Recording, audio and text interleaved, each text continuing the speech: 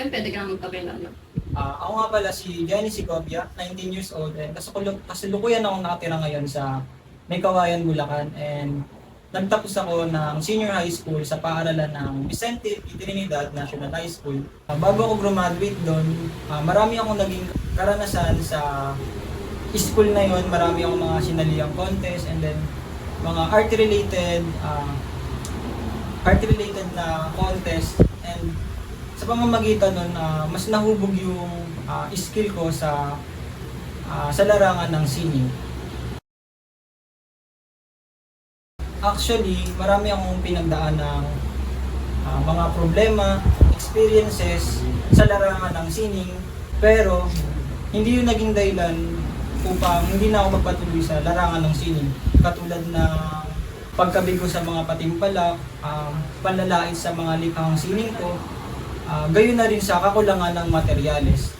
Sa totoo lang, mas naging daan pa yon upang mas ipusyo ko pa ang paggawa ng mas maraming sining. Pinili ko yung fine arts kasi sinunod ko yung passion ko, and maraming nagsasabi na wala namang perang makukuha sa sining. Masyado nilang ina-underestimate yung art. Pero hindi ako nagpadala sa mga sinasabi ng ibang tao, kasi kung masaya ako sa isang bagay, itutuloy ko to at ipupusyo ko to kasi ang ginagawa ko ay para sa akin at hindi naman para sa iba. Yung contribution ng fine arts is malaking nagiging impact nito. As an art student, marami tayong plates na ginagawa, and malaking nagiging contribution nun para sa atin, because kapag gumagawa tayo ng maraming plates, natututo tayo dito eh. Like for example, gumawa ka ng isang particular na plate, and then you can learn from it eh. Marirealize mo yung mga mali mo doon na nagawa, and then kapag gumawa ka na ng panibagong plate, ma-apply mo yung mga learnings mo sa previous plate na ginawa mo. Huwag tayong matakot mag-explore ng mga bagay-bagay. Wala namang masama sa paggawa ng bad artwork. It doesn't matter naman kung pangit ba ito o maganda. Ang importante is masaya ka sa ginagawa mo. It is still an artwork pa rin naman. Never compare yourself to others.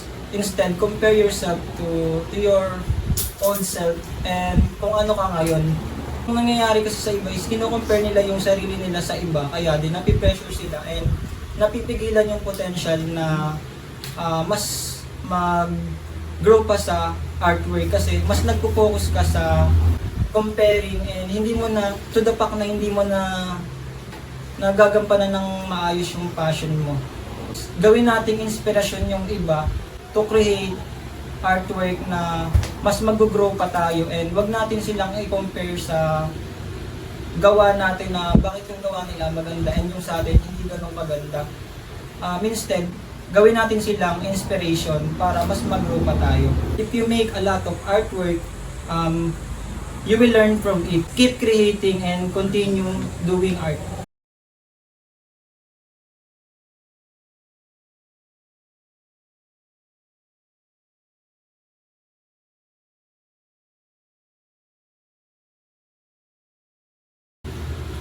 Nagsimula ito nung pandemic. Wala pa kasi ako ng ganong art materials, and ang art material ko lang ng 4B pencil, and ayun lang yung ginagamit ko. Tapos later on, na-introduce sa akin yung paggamit ng charcoal.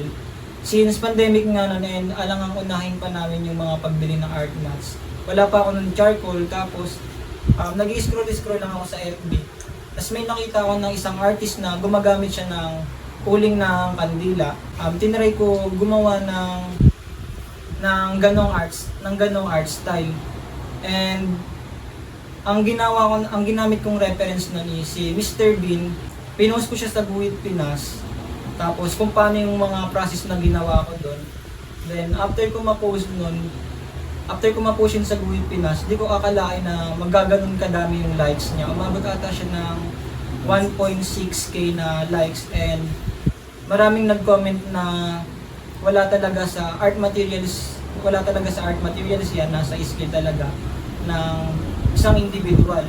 And since maraming na-inspired dun sa pinost ko na yon, to the fact na may mga may mga nag-chat sa akin na hinihingi sa akin yung address ko. Tapos after nun, may mga dumating na mga art materials, mga graphites, vellum, kasi nangako din sila, nabibigyan nila ako ng art materials dahil sa post na yon. Ano yung first impression mo kay Johnny? Di kasi nung first day, ano siya, more of parang di ko siya kasi nung first day actually nung first Sunday pala, dinala ni Johnny yung mga artworks niya doon, such as yung mga portraits niya, for yung graphite. Noon ako siya natingnan, nalaman ko na, talo ako dito, ganun. Parang ang galing niya, experience na siya. Tsaka parang naisip ko tuloy na, galing-galing na talaga. Parang lahat ng artworks kaya niya, which is hanggang ngayon, nagugot talaga ako din kasi akala ko lang talaga na graphite lang yung ano din kasi nasanay, gaya sabi niya parang nasanay siya sa graphite. Tapos nung nakita ko yung mga paintings niya, acrylic, yung watercolor, na mga talaga ako na talented, sobrang talented talaga ni Johnny. Feeling ko talaga na na may gift talaga siya sa arts. Yung message ko kay Johnny as a friend na nasa classmate na continue pursuing your dreams. Like kasi with your gift, with your exercises and with the classes na titig natin ngayon, sure ako na one day pakaisa ka sa maging pinaka magaling na artist sa Pinas. So I encourage you na kaya mo yan, galingan mo. Kung nahihirapan ka, nandito lang kami kung gusto mo nang kausap. In the hands of your haters, art becomes not just a passion, but a profession.